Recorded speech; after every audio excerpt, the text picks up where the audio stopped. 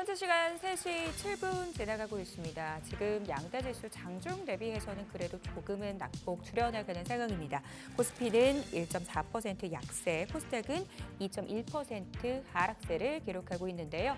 자, 오늘 시장 안에서 주목받았던 종목들 체크해 보고요. 종가 매수 여부 확인하겠습니다. 네, 오늘은 이슬이 오로라 투자자문팀장, 염정 IM증권 신사업 추진팀 차장과 함께하겠습니다. 어서 오십시오. 안녕하세요.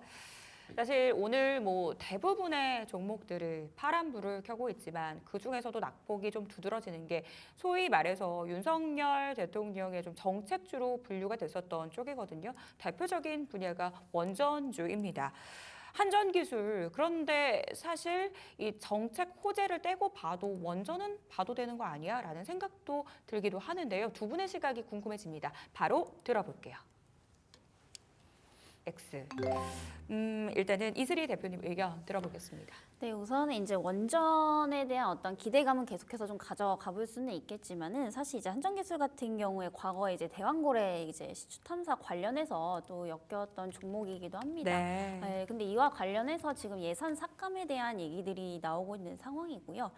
이게 지금 금액적으로 보면은 거의 98% 삭감이라는 이야기들이 좀 나오고 있는데 이러면 사실상 아예 지원을 안 하겠다라는 거랑 거의 같은 맥락이라고 좀 보고 있기 때문에 이에 따른 이런 실망 매물들이 조금 주가상에 반영이 되고 있다라고 좀 판단을 해보시면 될 것 같습니다. 그래서 아무래도 시추 한 공당 최소 이제 한 1,000억 원 정도 이상의 금액이 들어가게 되는데 이게 석유회사라든지 일반 이제 개별 기업이 이제 다 돈을 지불하기에는 상당히 좀 크다라고 좀 보고 있는 상황이기 때문에 사실상 예산 삭감에 대한 부분들이 앞으로 해외 기업들과의 어떠한 그런 협상에 있어서 상당히 좀 타격이 클 수밖에 없다라고 좀 보여지고 있고요. 다만 이제 긍정적인 소식이 하나 또 있다라고 한다면 10일에 한번 또 재협상을 할 것으로 보이고 있어서 아직까지는 종결이 된 거는 아닙니다. 그래서 결국에 이제 오늘의 주가 현황을 보게 되면은 거의 16% 넘게 빠지고 있는데 지금은 이제 불확실성으로 인한 주가 하락이 좀 이어지고 있다라고 판단을 해보시면 될 것 같고요. 만약에 이제 재협상에서 어느 정도 좀 긍정적인 결과가 나온다라고 한다면 추가적인 반등은 나올 수 있겠다마는 지금 상황을 보면은 사실 계속해서 전저점을 뚫고 내려가고 있다라는 점에서 투시마카에 따른 투매 매물들이 단기간은 좀 나올 수 있다라고 좀 판단이 되고 있습니다. 그래서 아무래도 좀 접근에는 신중을 하실 필요가 있겠다라고 보여지고 있고요. 만약 예산 삭감에 대한 부분들이 이제 100% 확정이라는 소식들이 좀 나오게 된다면 또 이제 추가 하락도 상당히 좀 불가피하다라고 보여지고 있습니다. 그래서 기업의 어떤 실적이라든지 이제 이런 부분들을 보면은 상당히 좀 안정적으로 나오고는 있는 상황이지만 현재 시장에서는 이 펀더적인 부분보다는 이슈에 의해서 조금 더 큰 영향을 받고 있는 것으로 보이고 있기 때문에 저점 확인이 상대적으로 좀 필요하다라고 보여지고 있습니다. 그래서 현재 가격이 이제 57,500원대인데 결국에 이제 저점 구간, 전 지지 라인 구간이죠. 그래서 55,000원을 지지할 수 있는지 이 여부를 조금 확인을 해보시고 접근을 해도 늦지 않다라는 점에서 우선 저가 베팅 여부에는 X 의견을 좀 드리도록 하겠습니다. 네, 자 그렇다면 이제 화장품주로 넘어가 볼게요. 자 코스맥스인데 지금 이제 오늘 이제 정치적 불확실성 때문에 지금 이렇게 좀 출렁이고 있는 그런 섹터에서는 조금 벗어나 있는 것 같거든요. 자, 이 코스맥스 종가 매수 의견 들어보겠습니다. 자, 두 분의 의견 들어주세요. 두 분 모두 종가 매수 의견 주셨네요. 종가 매수 의견 주셨습니다. 자, 염정 차장님 말씀 들어볼게요. 네, 코스맥스 같은 경우에는 오늘 시장 대비해서는 상당히 견조한 흐름을 좀 보여주고 있습니다. 일부 화장품 종목들은 좀 플러스 움직임도 좀 보여주고 있고요. 이제 펀더멘털적인 부분에서는 특별히 이번 사태에 대해서 크게 영향을 받지 않는다라고 좀 볼 수 있겠고요. 코스맥스 같은 경우에는 오히려 가장 큰 리스크라고 하면은 중국 법인이라든지 이런 실적에 대한 리스크인데 그에 대한 부분은 이미 주가에 좀 반영이 됐다라고 좀 보고 있고요. 코스맥스에 대한 뷰를 좀 이야기를 해보면은 전반적으로 일단 어제 나오는 수출 데이터죠. 올해 화장품 수출 데이터가 1월부터 11월 기준으로 해서 역대 최대를 기록을 하면서 일단 연간 기준으로는 계속 지속 성장 가능한 섹터다라고 좀 보고 있습니다. 그리고 코스맥스는 지금 중국의 법인이라든지 미국 법인 쪽에서 좀 비용 절감이라든지 그에 대한 리스크가 일부 좀 주가에 선반영됐기 때문에 오히려 이제 국내 수요 그리고 동남아 수요 법인에 대한 증가세가 우리 눈에 좀 더 돋보인다라고 볼 수 있겠고요. 이제 ODM 업체들이 상대적으로는 지금 현재 브랜드사들보다는 상대적으로는 어떤 리스크에 좀 노출이 좀 덜 될 수밖에 없는 게 네. 인디 브랜드를 중심으로 해서 우리나라 화장품 업체들이 최근 들어서는 워낙에 호황이다 보니까 경쟁이 너무 치열해지고요. 이제 브랜드 간의 이제 순위가 계속해서 바뀌면서 그에 따른 종목별의 차별화가 나타나고 있는데 오히려 이럴 때 브랜드사들의 빠른 수요에 대한 빠른 시장에 대한 변화의 수요에 대응할 수 있는 ODM 업체들은 오히려 저는 수혜를 볼 수 있다라고 좀 생각하고 있습니다. 그래서 코스맥스 오늘 시장에서 보여줬듯이 지금 주가 수준은 좀 견조한 흐름이다라고 좀 볼 수 있겠고요. 추가적인 하락보다는 시장 반등 시에 오히려 좀 반등이 세게 나올 수 있는 섹터가 아닌가라고 좀 생각하고 있습니다. 이 종목 같은 경우는 오늘 시장 출렁임에도 불구하고 비교적 견조한 모습을 보이고 있습니다. 여기서 그럼 궁금해지는 게 사실 어제 수출 데이터가 굉장히 잘 나와주면서 화장품주 다시 봐볼까? 이런 분들이 꽤 계신 것 같아요. 네. 그러면 화장품주 볼 때 기준점이 뭘까요? 네, 화장품주 어제 같은 경우는 VT가 27% 급등 마감을 네. 하면서 상대적으로는 어제 좀 상승폭이 좀 컸습니다만 지금 차트상으로 보게 되면은 올해 이제 고점 대비해서 화장품주들이 거의 뭐 한 50% 이상 빠진 종목들도 네. 많이 있습니다. 뭐 CNT 인터내셔널도 보시면은 고점 대비해서 50% 이상 빠져 있는 상황인데 일단은 브랜드사 같은 경우에는 이제 기존의 브랜드사들은 사실은 좀 경쟁력이 좀 약화됐다라는 점에서 저는 좀 피하셨으면 좋겠고요. 네. ODM 업체들 같은 경우에는 상대적으로 앞서 말씀드린 대로 그런 리스크에서 조금은 좀 벗어날 수 있다라는 점에서 코스맥스 그리고 저는 실리콘2 같은 종목들을 좀 말씀을 좀 드리고 싶습니다. 화장품주 투자에 있어서 기준점, 기억해야 할 키워드 ODM이 될 것 같습니다. 투자 전략에 참고해 보시기 바랄게요. 자, 다음 종목은 건설주 안에서 한 종목 꼽아보도록 하겠습니다. DLENC인데요.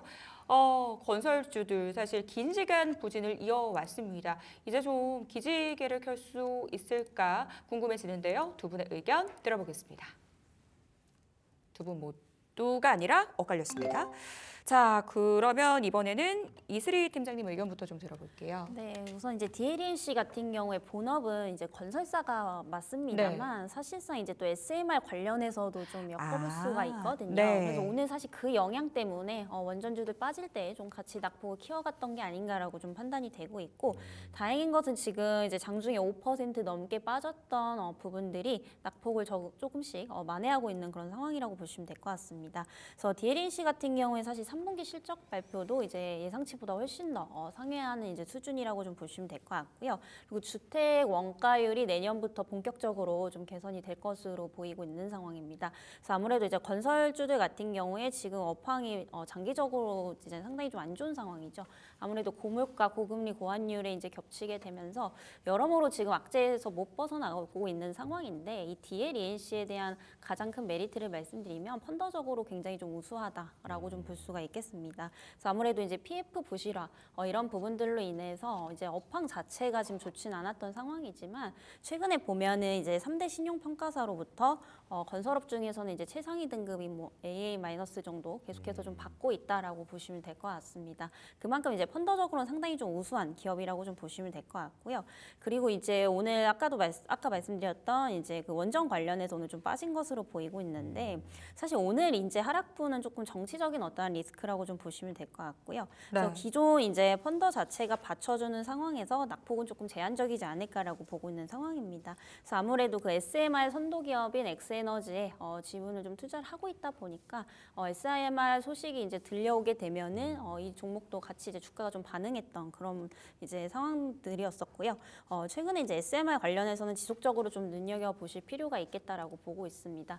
물론 이제 정치적인 지금 리스크가 좀 껴있기 때문에 단기적인 변동성은 확대가 될 수는 있겠지만은 일단 대형 원전도 마찬가지고 그에 따른 뭐 SMR 쪽도 지금 눈여겨 보셔야 되는 게 지금 빅테크 기업들이 이제 이번 3분기 실적 때 아무래도 전력은 계속해서 좀 필요하다라고 지속적으로 좀 네. 얘기가 나오고 있는 상황입니다. 그리고 데이터 센터에 대한 투자 확대도 좀 지속적으로 되고 있고요. 이렇게 되면 이제 당연히 현실적으로 이제 원전을 한 번에 많이 공급을 할 수 있는 거는 대형 원전이라고 좀 판단이 되고 있고요. 다만 이제 대형 원전 같은 경우에는 문제가 좀 있죠. 아무래도 이제 전력 전력이 끊기게 되면은 이 냉각수가 흘러나오는 이런 이제 부분들이 좀 있기 때문에 과거에 이제 후쿠시마 원전 사고라든지 이런 대형 사고들로 좀 이루어졌었습니다. 그래서 아무래도 SMR 같은 경우에는 이제 소형 모듈 원자로라고 보시면 될 것 같은데 이게 대형 원전과 비교했을 때 한 100분의 1 정도의 크기밖에 안 되고요. 그리고 안정성은 훨씬 더 뛰어난 이런 피동 설계 방식으로 좀 이루어지기 때문에 아무래도 이제 안전성을 좀 고려한다라고 한다면 이 SMR 사업이 앞으로 좀 떠오를 수밖에 없다라고 좀 보여지고 있습니다. 근데 아직까지는 이게 지금 미국이라든지 우리나라에서 상용화가 된 건 아니고요. 네. 개발 시점이다라고 보고 있기 때문에 지금은 이제 기대감으로만 조금 접근을 해보시면 좋지 않을까라는 말씀 드리도록 하겠고요. 사실 DLNC 같은 경우에 지금 오른 게 없기 때문에 이런 밸류적인 측면에서도 굉장히 좀 부담이 없다라는 점에서 한번 좀 주목을 해보시면 좋지 않을까라는 말씀 드리겠습니다. 네. 네, 정치적인 리스크에 좀 단기적인 출렁임이 나오고 있습니다. 하지만 소형 원전 관련 모멘텀 부각될 수 있기 때문에 길게 본다면 다시 한번 반등 나올 것이다 라고 정리해 보도록 하겠습니다. 염정 차장님께서는 X 주셨네요. 네, 뭐 저는 뭐 앞서서도 말씀을 하셨는데 네. 그런 부분들 섹터 전반적으로 이제 건설 업종에 대한 지금은 뭐 적극적인 자세는 취할 필요는 없다라고 좀 보고 있습니다. 건설업, 건설 경기라든지 그리고 정책적인 부분에서 지금 시행할 수 있는 부분이 좀 다소 제한적이기 때문에 건설업종 자체에 대한 전반적인 좀 보수 의견으로 말씀드리면 좋을 것 같습니다. 네. 주울 때다 아니면 보수적으로 접근할 때다 이렇게 지금 의견이 갈렸다 정도로 정리하면 될 것 같고요. 자, 그리고 오늘 시장에서 아마 가장 주목받고 있는 종목 중에 하나가 바로 카카오가 아닐까 네. 싶습니다. 오늘 정말 불기둥을 뿜고 있는데 이게 지금 정부 내에서 현 정부 내에서 어떤 탄압을 받았다라고 하는 인식이 지금 시장 속에 깔려 있는 것 같거든요. 그게 좀 해제가 되면서 앞으로 주가도 잘 가지 않을까라고 하는 기대가 지금 수급으로 몰려들고 있는 것 같은데, 자, 이 종목에 대해서 어떻게 봐야 하는지 궁금합니다. 두 분의 의견 들어보겠습니다. 두 분 다 종가매수 의견 네. 들려주셨어요. 자, 팀장님부터 들어볼게요. 네, 우선 이제 카카오 같은 경우에 그동안 상당히 좀 말이 많았었던 이제 기업 중에 하나인데 아무래도 지금 오너 리스크도 조금 있는 상황이고요. 근데 아무래도 이제 정권이 이번에 바뀌게 되면서 그 모빌리티 쪽에 대한 어떤 규제 압박이 좀 있었던 상황입니다. 그래서 전체적으로 이 플랫폼주들에 대한 어떤 규제 압박이 좀 있었던 상황이기 때문에 사실 어제 그 계엄령 관련해서 이제 이슈가 나오게 되면서 뭐 탄핵 가능성까지 좀 대두가 되고 있는 상황이죠. 이렇게 되면 앞으로 이제 또 카카오가 규제 완화로 갈 수 있는 게 아니냐라는 어떤 기대 심리들이 지금 주가상에 반영이 되고 있다라고 좀 판단을 해보시면 될 것 같고요.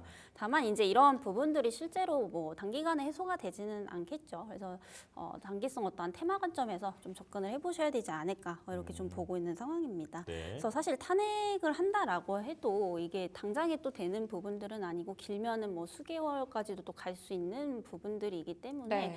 당장에 뭔가 규제 완화로 좀 이어지기는 좀 쉽지 않다 이렇게 좀 보고 있는 상황이고요. 그래서 오늘 이제 상승세를 보면은 결국에 여기서 이제 추가적인 상승을 지속적으로 좀 이어가려면 결국에는 이제 업황에 대한 개선이 좀 이루어지고 있는지 이 부분들을 조금 확인을 해봐야 되는데 뭐 계열사가 상당히 많이 있습니다. 뭐 카카오페이도 있고요, 카카오게임즈, 뭐 카카오뱅크 등등 있는데 보게 되면 이제 사실상 카카오페이 같은 경우가 오늘 이제 상당히 좀 강세를 이렇게 좀 보이고 있는 상황이죠. 네. 그래서 거의 뭐 상한가까지는 아니어도 22% 정도 이제 상승이 좀 나오고 있는 상황인데 사실 카카오페이 같은 경우에도 최근에 본격적인 어떤 턴어라운드 구간에 좀 진입을 했다라고 볼 수가 있겠습니다. 그래서 3분기에 이제 그 결제 거래액이 또 전년 동기 대비해서 한 15% 가량 증가를 하고 있는 상황이라고 보시면 될 것 같고요.